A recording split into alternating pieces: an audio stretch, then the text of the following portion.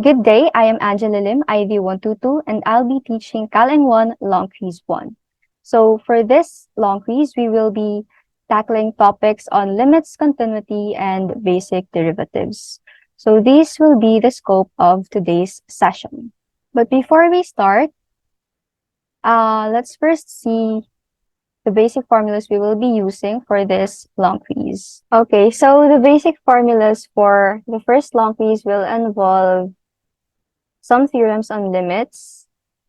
So the theorems of limits here involve the operations that we will use when calculating for limits. We also have theorem of limits at infinity, theorems on horizontal asymptote, theorems of infinite limits, vertical asymptotes, and the special trigonometric limits.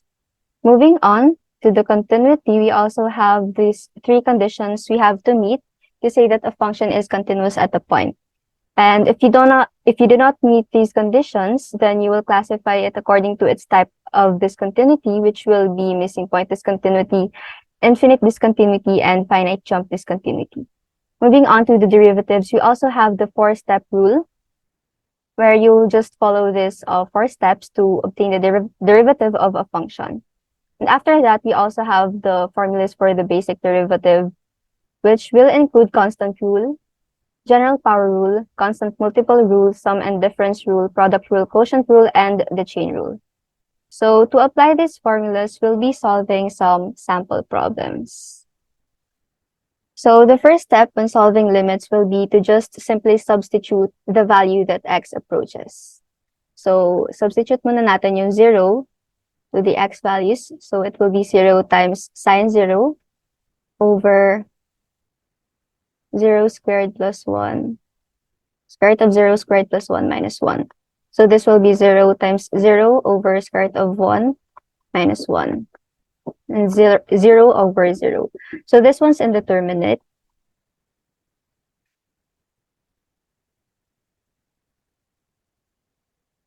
And when we get an answer that's indeterminate, it means we can further simplify this function para makuha natin yung limit ng function. So to simplify this, sometimes we would use factoring. Pero in this case, we're gonna use rationalization because may square root dito sa baba. So let's try using rationalization for this function.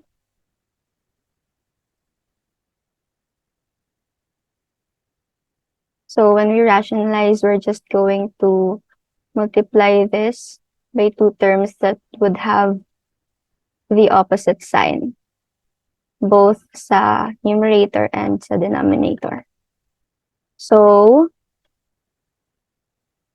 this would be limit as x approaches 0 of x sine x times square root of x squared plus 1 over x squared plus 1 minus 1. And then we can cancel this one since it will be 0 na lang. So in this part naman, we can rewrite muna natin yung answer. So it will be x sine x times square root of x squared plus 1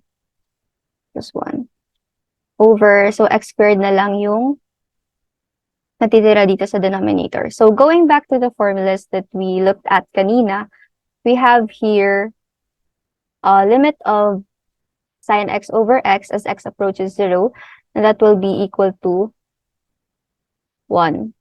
So we're gonna use this sa squeeze theorem natin, and gagamitin natin siya dito sa answer natin so we can further simplify the limit. So, pwede nating i-separate itong sine x and itong x dito sa baba times the remaining numbers. Yeah. Okay. Wait lang. Okay. And then, x na lang dito. We can cancel this. And then, according dun sa basic theorems of limits natin, we can distribute yung limit as x approaches 0 dito sa sine x over x and dito sa second term natin. So, limit of sine x over x as x approaches 0 will be 1. And then, times the limit ng second term natin, which is square root of x squared plus 1 na lang. So, again, to solve for this, we're just going to substitute 0 sa x natin. So, that will be 0 squared plus 1 and square root of 1 plus 1, which will be equal to 2. So, this will be our answer na. So, going back, yung ginawa natin is na-rationalize natin tong function. And then after that, we apply the squeeze theorem or yung limits of special trigonometric units. And then we arrived at this answer. So, let's move on to the second sample problem. So, these kinds of problem, you will probably encounter this sa problem-solving part ng calculus. So, even if you say na alam nyo na to, using yung derivatives formula like yung shortcuts, without using the four-step rule, you still have to understand how to use this method kasi nga, sometimes you will be asked to employ a certain method to arrive at an answer. So, the four-step rule would start with substituting the values of y to y plus positive, y plus delta y, and the values of x to x plus delta x. So, we'll do this. Obviously, the function would be y is equal to cotangent 2x. So, substitute muna natin yung values niya. Y plus delta y is equal to cotangent 2 times x plus delta x. So, we'll be transposing this value dito sa kabila. Sorry. So that the only thing we're going to solve for left is, the only thing that's left now we're going to solve for is the delta y. So, that would be cotangent. You can distribute yung 2 na dito. So, 2x plus 2 delta x minus the value of y is actually given. So, so substitute lang natin yan dito sa function. Cotangent 2x. We can apply yung sum of identities. So, what is this sum of identities? If you don't remember it, you can go back to the trigonometric identities that you've studied so far. So, that would involve sine plus probably two functions. So, magiging ano to? Sin, cos, cosine. So, sine A, cosine B, plus cosine A, sine B. And then we also have cosine A plus B. That would be cosine A, cosine B, minus sine A, sine B. So, paano natin yun isa-solve? Ang meron tayo is sine and cosine. So, if you thought na we can use the reciprocal identity, then you're right. So, reciprocal identity naman is cotangent of a function is equal to cosine of a function over sine of a function. So, we can use this dito. Para, let's just see. So, using this reciprocal identity, we can change the function into this one. 2x plus 2 delta x. And then, minus cosine 2x over sine 2x. Ngayon, pwede na natin gamitin yung trigonometric identities na sum of sine and cosine. Cosine 2x, cosine 2 delta x, minus sine 2x, sine to delta x. And then next yung sine naman. So that's sine 2x cosine 2 delta x plus cosine 2x sine 2 delta x. And then we also have this sine 2x cosine 2x. So we can further simplify this by combining these two terms.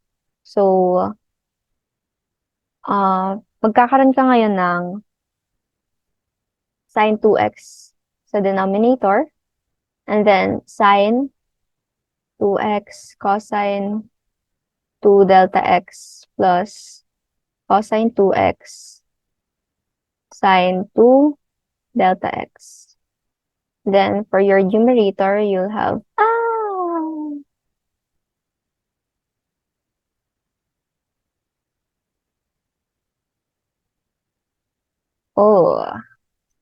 you'll have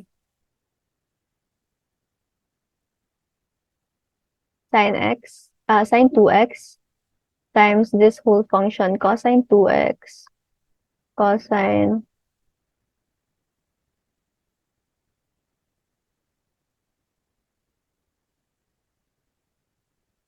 minus cosine 2x times the function of your denominator naman.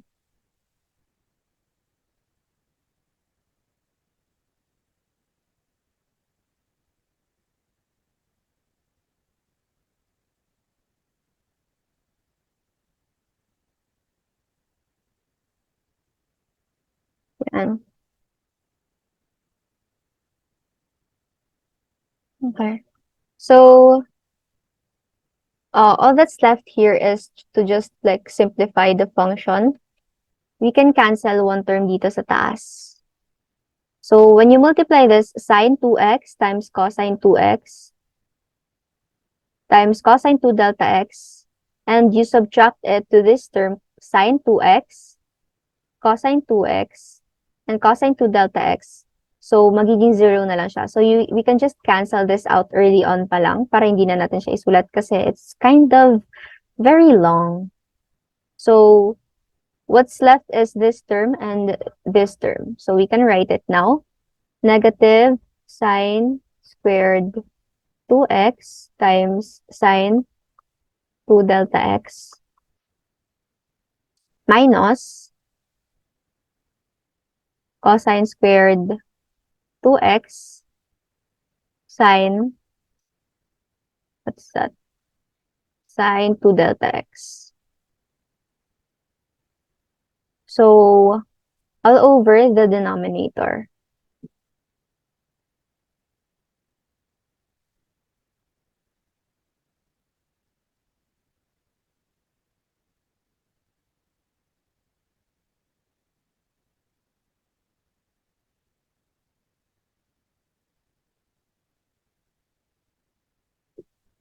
And then now, I think we're at the third step na. Basta in this step, you have to divide this whole function by delta x. Because you'll also be dividing this side by delta x. Kasi remember, the definition of derivative is the limit of the change in y over the change in x as the change in x approaches 0. So that's what we're trying to do here. Since this is divide naman, we can also just multiply this whole function by 1 over delta x. So it wouldn't be hard for us na. So let's change it. Okay.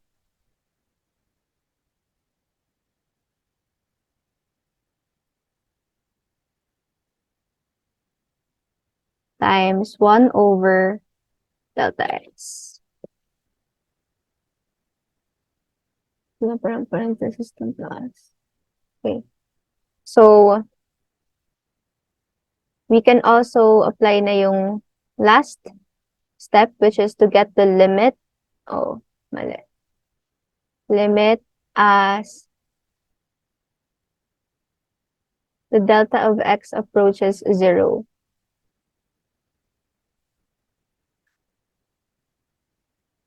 of delta of y over delta of x. I think we can reduce the thickness of this. So, notice na sine 2 delta of x is a sine function. Remember, we said kanina, limit of sine of x over x as x approaches 0 is equal to 1. So, we can have this sine 2 delta of x and the delta x here para maging kamukha niya tong function na to so that it will be equal to 1. That's what we call, again, the squeeze theorem. So what we have to do is to make it into sine 2 delta of x over 2 delta of x so that this whole function, when you find its limit as the delta of x approaches to 0, will be equal to 1. So ang kulang na lang natin is 2. Again, when we're trying to add a number here, you can't just multiply it sa denominator kasi it will be a different number na. So you have to apply both to the numerator and the denominator. Let me just erase this writings sa gilid since we've made it clear na kung ano yung mga concepts na to. Yeah. So again, what we're aiming to do is to apply the squeeze theorem to the sine 2 of x. So we can factor this out kasi if it remains in here, hindi siya maka-cancel for the whole term. So let's factor out the sine 2 of delta x, and what remains here is yung negative sine squared 2x minus cosine squared 2x. And then all over sine 2x times sine 2x cosine 2 delta x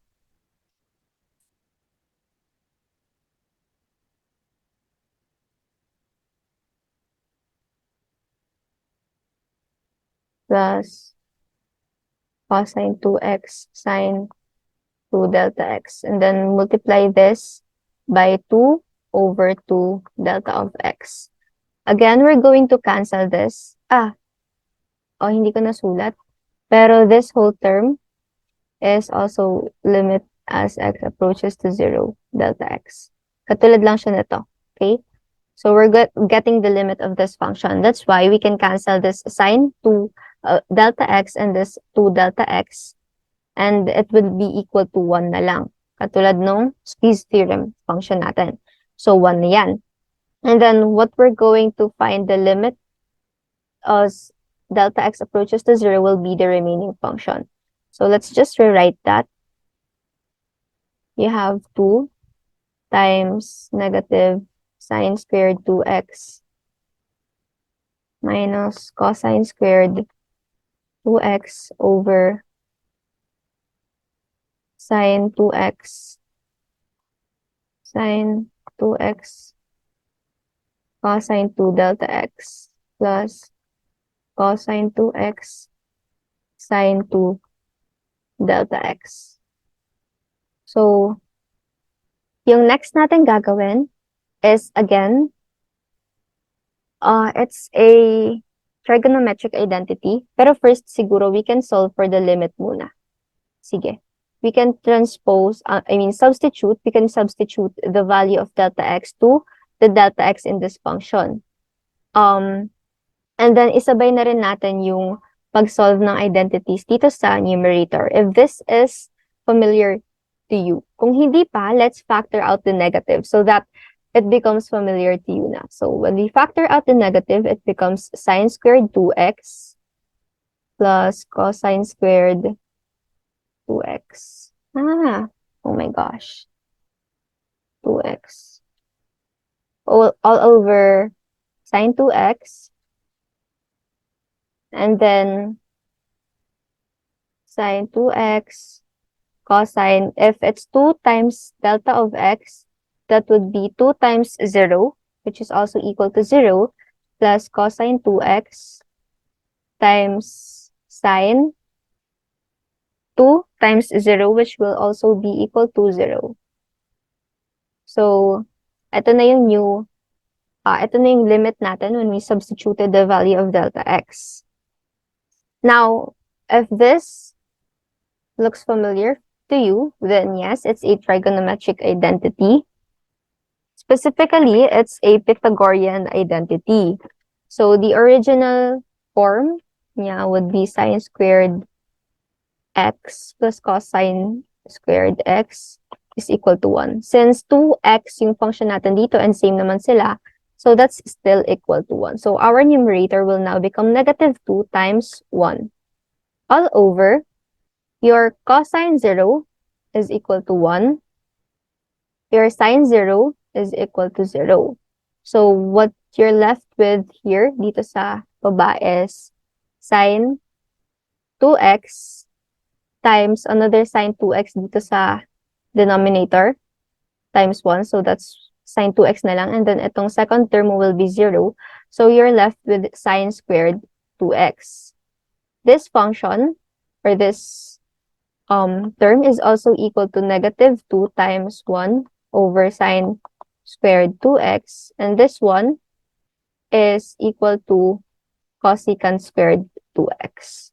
So your final answer will be negative 2 cosecant squared 2x.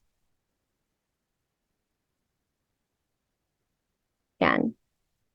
So going back to the problem, medyo mahaba siya kasi we used the 4-step rule. So yung ginawa natin is step 1, substitute y with the value y plus delta y and x with x plus delta x. After you did that, since meron tayong trigonometric identity dito, we can simplify the function so that it becomes cosine over sine and then apply the sum of identities. But before that pala, we also employed the step 2 of the 4-step rule, which is to transpose the y to the right side so that you're only going to solve for delta y. So after you do all of that simplification, we divided the whole function for both sides with the delta of x. And then after that, we get the limit as delta of x approaches 0 for both sides.